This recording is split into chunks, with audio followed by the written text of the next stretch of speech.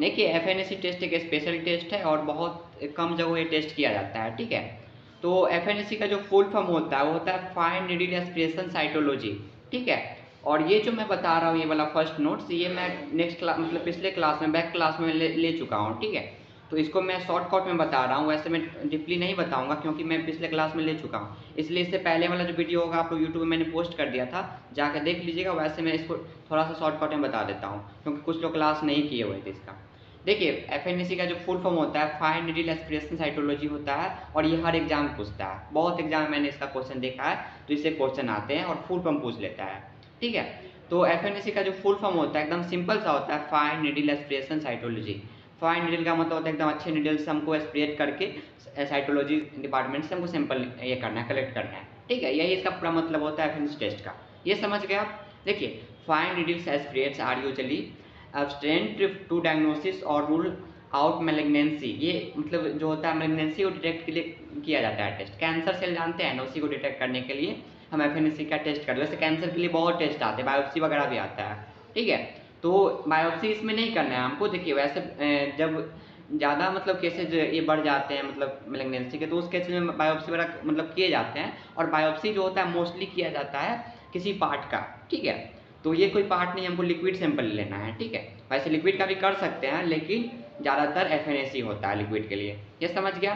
तो इन्फेक्शन और इन्फ्लामेशन के कंडीशन में भी ये टेस्ट हमको किया जाता है, मतलब डॉक्टर मतलब सजेस्ट करता है, ठीक है।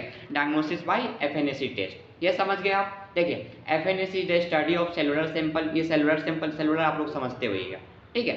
सेलुलर सैंपल का हम इसमें ये करते स्टडी करते हैं। Obtained through a fine needle under negative pressure, जब मतलब हम नीडल के थ्रू वहाँ से सैंपल हम कलेक्ट करते हैं, ये भी क्लियर हो गया। फॉर डायग्नोसिस ऑफ, किस चीज़ का ट्रीटमेंट के लिए, किस चीज़ का डायग्नोसिस करने के लिए हम एफएनएसी का टेस्ट करते हैं, तो आप समझिए।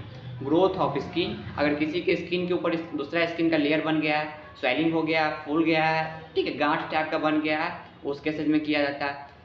सबक्यूटेनियस सॉफ्ट टिश्यू ट्यूमर्स हो गया, उस केसेज में किया है। थायराइड लिम्फ नोड्स हो गया, उस केसेज में भी किया जाता है, ठीक है। Salivary glands and breast cancer जिसको हो जाता है, ठीक है। वैसे फीमेल में ब्रेस्ट कैंसर बहुत होता है, बहुत ज़्यादा केसेज आती है ब्रेस्ट कैंसर का, तो उस केसेज में भी एफएनएसी का टेस्ट डॉक्टर लिखता है पेशेंट को, ठीक है। और सैंपल किसको लेना है, हमको लेना है। टेस्ट किसको करना है, जो माइक्रोबायोलॉजिस्ट रहते हैं, हिस्टोपैथोलॉजिस्ट रहते हैं, वो लोग करते हैं, ठीक है। ये भी समझ गए। वैसे आप लोग भी कर सकते हैं, अच्छे से एक्सपीरियंस वगैरह हो जाएगा तो आप लोग भी प्रॉपर तरीके से कर सकते हैं। इसका एग्जामिनेशन माइक्रोस्कोपी के थ्रू होता है, ठीक है। सैंपल कलेक्ट करना है, उसके बाद स्टैंडिंग होती है, उसके बाद फिर आपको माइक्रोस्कोपिक में देखना होता है, ठीक है। उसके बाद रिजल्ट तैयार करना होता है इसमें। अब समझते हैं रिक्वायरमेंट, सॉल्यूशन एंड इक्विपमेंट्स। देखिए किसी भी काम को करने के लिए हमको कुछ चीज़ों की आवश्यकता होती है, यानी कि हमको कहीं जाना है तो उसके लिए हमको बाइक या फिर साइकिल या फिर कार या फिर कुछ भी चाहिए हमको जाने के लिए, साधन के लिए, या फिर ऐसा ही समझ लीजिए जो कोई भी काम करने के लिए कोई ना कोई चीज़ की आवश्यकता होती है। ठीक उसी प्रकार एफएनएसी का टेस्ट को करने के लिए भी हमको कुछ चीज़ों की आवश्यकता होती है। अब समझते हैं क्या क्या चीज़ की आवश्यकता होती है। तो फिक्सेटिव, देखिए कोई भी चीज़ या कोई भी सैंपल ले रहा है, आपको सबसे पहला काम करना होगा फिक्सेटिव। और फिक्सेटिव से पहले आप लोग खुद समझदार, इसलिए मैं नहीं लिखा हूँ, लेबलिंग कर लीजिएगा। लेबलिंग मीन्स क्या होता है, उस पर लिख लीजिएगा पेशेंट का नाम, पेशेंट का एज, किस डॉक्टर का सैंपल है वो लिख लीजिएगा। कभी कभी क्या होता है दो पेशेंट एक नाम से रहता है, ठीक है। उस केसेज में आपको क्या होगा, जो पेशेंट का सैंपल मिक्स हो जाएगा, फिर फॉल्स रिपोर्ट आएगा, फिर पेशेंट का रिपोर्ट गलत आएगा तो ट्रीटमेंट सही नहीं होगा, ट्रीटमेंट सही नहीं होगा फिर आपके ऊपर रिस्पॉन्सिबिलिटी बढ़ेगी जो आपने रिपोर्ट गलत दिया, ठीक है। तो कोशिश कीजिएगा आप लोग मेडिकल डिपार्टमेंट में जो अपने आप से आपसे कभी लाइफ में गलती नहीं हो, मतलब गलती से भी गलती नहीं हो, क्योंकि मेडिकल लाइन में सॉरी नाम का कोई वर्ड ही नहीं। सॉरी मीन्स होता है नो वन पेशेंट, यानी कि पेशेंट मर गया, पेशेंट इज नो मोर, ठीक है। तो यही होता है, इसीलिए आप लोगों को लाइफ में गलती करना ही नहीं है इन मेडिकल फील्ड, और फील्ड में कर लीजिए, ठीक है। और फील्ड में जितना गलती करना है कर लीजिए, लेकिन मेडिकल फील्ड में गलती से भी गलती नहीं कीजिएगा, ठीक है। क्योंकि इस हमारे फील्ड में सॉरी का मतलब होता है पेशेंट नहीं है ठीक है। तो ये समझ गए, फिक्सेटिव का यूज करना है आपको, और फॉर्मल अल्कोहल का यूज इसमें करना है, ठीक है। और 10 ml का सिरिंज हमको चाहिए होता है सैंपल लेने के लिए, ये समझ गए। नीडल साइज, नीडल भी चाहिए होता है, उसका साइज 22 गज से लेकर के 23 गज होता है एडल्ट के लिए, ठीक है। और 24 से 25 होता है मतलब बच्चे के लिए, ठीक है। तो ये समझ गए। अब हमको ग्लव्स की भी आवश्यकता होती है क्योंकि हमको हाइजीन मेंटेन्स करके रखनी है, और मेडिकल प्रोटोकॉल्स का भी हमको फॉलो करना है उसका रूल, ठीक है। इसलिए हमको ग्लव्स की भी आवश्यकता होती है। ग्लास चाहिए हमको, ग्लास ग्लास पानी पीने वाला नहीं, ग्लास लाइट चाहिए, ठीक है। ग्लास लाइट आप लोग जानते होइएगा क्या होता है। विथ फोर्सेट, फोर्सेट भी हमको चाहिए, ठीक है। और स्टेनिंग सॉल्यूशन, जो स्टेनिंग हम करेंगे उसका सॉल्यूशन हमारे पास रहनी चाहिए, ठीक है। अब समझते हैं sample collecting procedure and labelling. अब मान लीजिए आपको कहीं जाना है, तो आपने 4 व्हीलर तो खरीद लिया, तो आप गाड़ी चलाओगे कैसे, क्या उसका प्रोसेस है, तो अब समझते हैं इसका, ठीक है। देखिए sample collecting and procedure and labelling. देखिए सबसे पहले आपको क्या करना है, प्लेस द पेशेंट, ठीक है, place the patient on the aspiration table in supine position और any position which will expose the desired aspiration. देखिए पेशेंट को प्रॉपर तरीके से बैठा देना है, ठीक है। और आपको स्टैंड अप यानी कि खड़ा होकर ही सैंपल लेना है, ठीक है। पेशेंट को प्रॉपर तरीके से बैठा दीजिएगा, उसके बाद पेशेंट का सैंपल प्रॉपर तरीके से लीजिएगा। और ऐसा नहीं जो पेशेंट कहीं से आया हुआ है दौड़ भाग के उसका फटाक से ले लीजिएगा सैंपल, पेशेंट में भी बेहोश हो सकता है, ठीक है। तो ये समझ गए। तो पेशेंट को पहले बैठा दीजिएगा, अगर कहीं से आया हुआ है चल वल के तो उसको 5 मिनट बैठने दीजिएगा, ठीक है। तो हाँ, अगर ज़्यादा वो पेशेंट नखरा उखरा करता होगा ना, फटाक से ले लीजिएगा, उसलिए कोई दिक्कत नहीं है। क्योंकि नखरे वाला पेशेंट को हम और कोई भी हो वो मतलब ढूंढता रहता है, ठीक है। और मेरा एक रूल रेगुलेशन है, जो पेशेंट नखरा करता है ना उसको मैं 2 बार में सैंपल लेता हूँ, भले ही उसका भेन रहे ना रहे उससे मुझे कोई मतलब नहीं है। जो पेशेंट नखरा करता है उसका मैं 2 बार सैंपल लेता हूँ। 2 बार का मतलब क्या होता है, एक बार मतलब ये निडल फिक करता हूँ और ब्लड आता भी आवाज बहुत फट रहा है। आवाज फट रहा है, देखिए सुनिए, आवाज आप लोगों को प्रॉपर समझना होगा, ठीक है। क्योंकि आप लोगों का पर्सनल भी हो सकता है आप लोग का ये, ठीक है। चलिए अब सब आप बताइए, अब आवाज आ रही है क्लियर, आवाज आ रही है, बोलिए। हमको भी सुने नहीं दे रहे। क्या कीजिएगा, नेटवर्क का इतना प्रॉब्लम चल रहा है यहाँ पे। आपका वॉइस इशू हो रहा है सर, प्रॉपरली नहीं आ रहा। अच्छा आप बताइए, अब जा रही है आवाज, अब जा रही है मतलब, या फिर और टावर के और ऊपर चढ़ना पड़ेगा मुझे।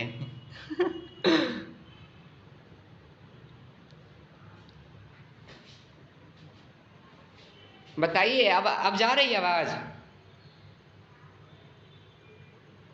हेलो, कोई आदमी माइक ऑन कीजिए जल्दी से। नहीं सर, आवाज ठीक से नहीं आ रहा है। आवाज नहीं आ रही, चलिए आवाज नहीं आ रहा, मैं क्लास लीव कर रहा हूँ, इसका मतलब तो मुझे लीव ही करना होगा, क्योंकि नेटवर्क नहीं है तो इसमें मैं क्या कर सकता हूँ, इसमें मेरी कोई गलती नहीं है। अच्छा मैं लास्ट बार पूछ रहा हूँ, अब आवाज जा रही है या नहीं जा रही है? नहीं जा रही, चलिए सब लोग रिमूव हो जाइए, हम नेक्स्ट क्लास में लेते हैं, ठीक है। क्योंकि नेटवर्क ही नहीं तो इसमें मेरी कोई गलती। अच्छा आ रही है, चलिए ठीक है। देखिए सैंपल कलेक्ट, सुनिए आवाज़ जाएगी तभी बताइएगा, झूठ किसी को नहीं बोलना है, ठीक है। क्योंकि आपको समझ में आएगा तभी मेरा क्लास लेने का कोई फ़ायदा होगा, ठीक है। चलिए समझिए, sample collecting and procedure and labelling. मैं लास्ट बार पूछ रहा हूँ, आवाज़ जा रही है? थोड़ा थोड़ा आ रहा है। थोड़ा थोड़ा आ रहा। अच्छा एक मिनट में बोल के देखता हूँ। देखिए sample collecting and procedure and labelling, ठीक है। सैंपल कैसे कलेक्ट करेंगे, उसका प्रोसीजर क्या है, लेबलिंग कैसे क्या हमको करना है, उसको ध्यान देना होगा। सबसे पहले क्या करना है, पेशेंट को बैठाना है, ठीक है। पेशेंट को बैठाना है आराम से, और उसके और पेशेंट से पूछ लेना है जो आप कंफर्टेबल है कि नहीं, ठीक है। और उसके बाद हमको सैंपल लेना, क्या प्रोसेस मैं आगे बता रहा हूँ। पाल्पुलेशन ऑफ सस्पेक्टेड लम्स, जहाँ पे स्वेलिंग वेलिंग, जहाँ पे आपको डॉक्टर सजेस्ट किया जो यहाँ से आपको एफएनएससी का सैंपल लेना है, वहाँ पे आपको टच करके देखना है जो वहाँ पे सच में मतलब ये हुआ है कि ना। ऐसा नहीं जो मिस्टेक से डॉक्टर को लिखा गया होगा मतलब लेफ्ट पैर में और आप ले रहे हैं राइट पैर में सिंपल, भले ही वहाँ पे नहीं स्वेलिंग कुछ भी नहीं प्रॉब्लम है पेशेंट को, फिर भी आप ले रहे हैं सिंपल, तो ऐसे में पेशेंट भी भाग जाएगा, ठीक है। तो यही आपको ध्यान रखना है, पेशेंट के एकदम प्रॉपर देख लेना है जो भाई हाँ सही में प्रॉपर उसको प्रॉब्लम है कि नहीं, उसके बाद सैंपल कलेक्ट करना है, ठीक है।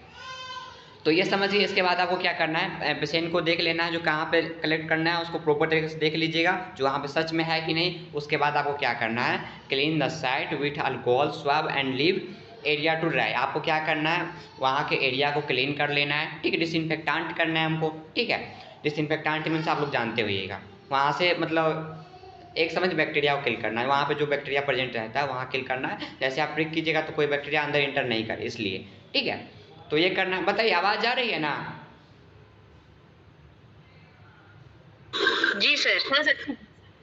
चलिए ठीक है, ठीक है। वहाँ एकदम प्रॉपर तरीके से आपको एरिया को क्लीन कर लेना है। उसके बाद आपको क्या करना है, वहाँ जब क्लीन कर लीजिएगा तो फटाक से नहीं पिक कर दीजिएगा। वहाँ का जो आप लगाए हैं वहाँ पे स्प्रिट, उसको थोड़ा देर सूखने दीजिएगा।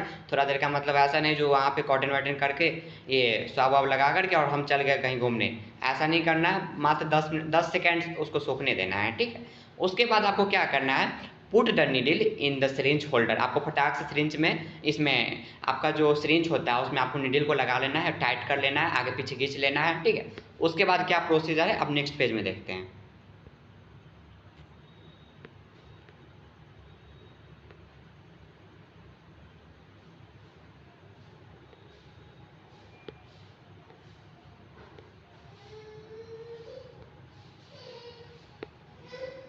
देखिए इंसर्ट द नीडल, आपको क्या करना है, उसको पिक करना है, ठीक है। आराम से प्रॉपर तरीके से 90 डिग्री पे करना है, ठीक है। अब ऐसा नहीं जैसे ब्लड सैंपल लेते हैं मतलब 45 डिग्री पे, उतना पे नहीं लेना, 90 डिग्री पे सैंपल पिक करना है और आपके एग्जाम में, गवर्नमेंट एग्जाम में ये पूछेगा, ठीक है। वैसे इंट्रा मस्कुलर जो सैंपल ये करते हैं मतलब सुई लगाते हैं, ठीक है, तो इंट्रा मस्कुलर भी 90 डिग्री पे ही किया जाता है। तो इसमें देख लीजिए, insert the needle rapidly and carefully into the lumps by pulling the piston, rotate the needle and continue the spread. आपको क्या करना है, प्रॉपर तरीके से उसमें नीडल प्रिक कर लेना। अब ऐसा नहीं धीरे धीरे कर रहा है, उसको आराम से मतलब ऐसा रैपिड करना है जो प्रॉपर तरीके से अंदर चला जाए। क्योंकि आपका अगर मतलब प्रिक करने का अगर तरीका गलत होगा, यानी कि बहुत स्लो होगा ना, तो पेशेंट को दर्द ज़्यादा करेगा, ठीक है। इसलिए आपको प्रॉपर तरीके से आपको उसमें प्रिक करना है। प्रिक करने के बाद आपको पीछे खींचना है, ठीक है। पीछे जैसे खींचेगा उसमें का जो फ्लूइड रहेगा वो आपके सिरिंज में कैप्चर हो जाएगा, ठीक है। सिरिंज जैसा ही भर जाएगा, मैं आगे बता रहा हूँ, move the back and four the spread. आपको क्या करना है, वहाँ से सिरिंज फिर हटा लीजिएगा। जैसे ही आपका उसमें सैंपल कलेक्ट हो गया, सिरिंज उसमें से हटा लीजिएगा। फिर आपको क्या करना है, फाइंड नीडल रेंज फ्रॉम 20 से 23 गज। अच्छा ये तो पिछला वाला है ना, नहीं नहीं यही वाला, हाँ ठीक है।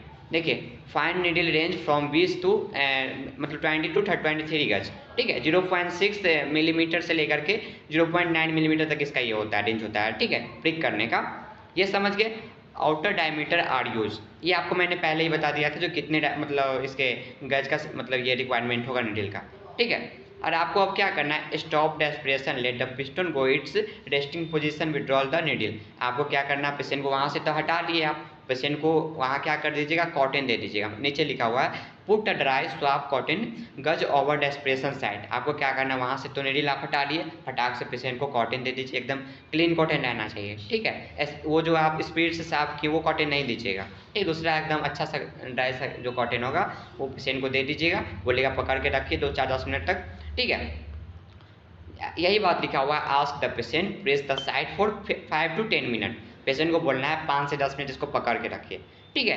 अब हमको क्या करना है, put a drop of aspiration on the surface of clean glass slide 2 centimetre away from the ends of slide. आपको क्या करना है, जैसे ही आप सैंपल ले लीजिएगा आपको स्लाइड तैयार करना है, स्लाइड बनाना। स्लाइड एकदम बनाना बहुत सा सिंपल सा तरीका है, ठीक है। मैं वैसे प्रैक्टिकल का ये क्लास लूँगा तो उसमें बता दूंगा। देखिए वैसे मैं बता देता हूँ मुँह से ही, मौखिक ही बता दे रहा हूँ। आपको क्या करना है, आराम से मतलब एक ड्रॉप डाल लेना है स्लाइड पे, ठीक है।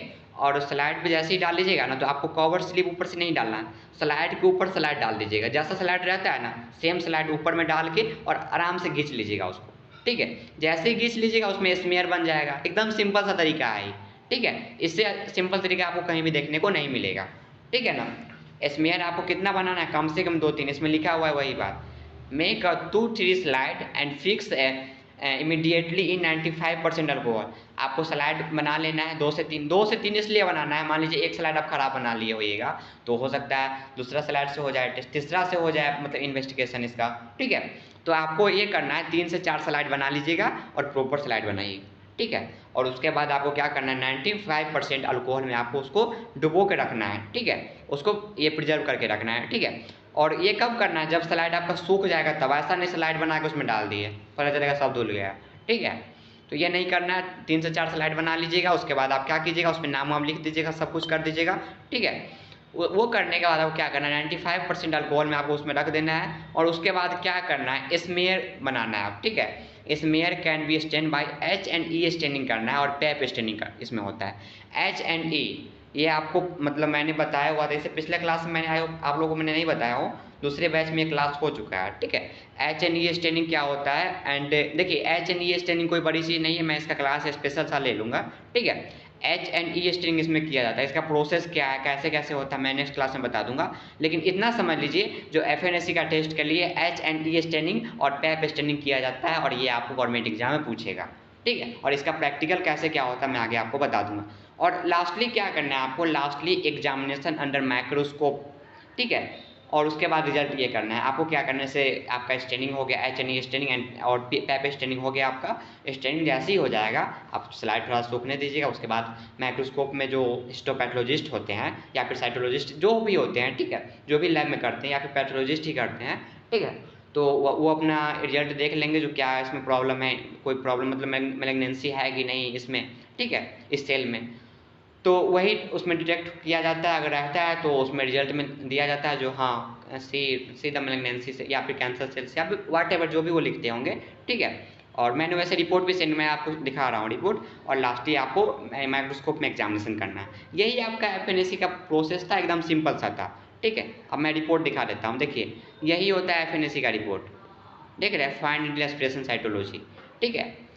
तो एकदम clinical history, gross, microscopic impression, advice, notes, comments, ये सब लिखा जाता है, ठीक है। इसका कोई नॉर्मल रेंज नहीं होता है, ठीक है। टेस्ट कोई क्वांटिटेटिव नहीं है, माइक्रोस्कोप से हो रही है, ठीक है। इसलिए जैसे आप लोग अल्ट्रासोनोग्राफी USG कराने नहीं जाते हैं, ठीक है, तो सोनोग्राफी में आप लोग क्या होता होगा, वहाँ पे स्कैन कर लेता है मतलब पेट वेट को और एब्डोमेन को, ठीक है। उसके बाद वो नोट लिखता है, ठीक है, कमेंट करता है उस पर जो क्या क्या उसमें प्रॉब्लम है, यानी कि रिपोर्टिंग, डैट मीन्स रिपोर्टिंग, ठीक है, मतलब ओरिजिनल रिपोर्टिंग उसी को कहा जाता है, ठीक है। वो देख लेता है प्रॉपर तरीके से और उसके बाद उसमें रिपोर्टिंग किया जाता है। वैसा ही इसमें माइक्रोस्कोप के अंदर देख लेता है जो क्या क्या प्रॉब्लम है, क्या प्रॉब्लम नहीं है, ठीक है। और उसके बाद ये मतलब सॉफ्टवेयर के थ्रू इसमें नोट किया जाता है जो क्या क्या प्रॉब्लम देखने को मिला है, ठीक है। तो वही इसमें ये किया जाता है, यही आपका ये था, ठीक है, आज का टॉपिक था। तो इसमें अगर किसी को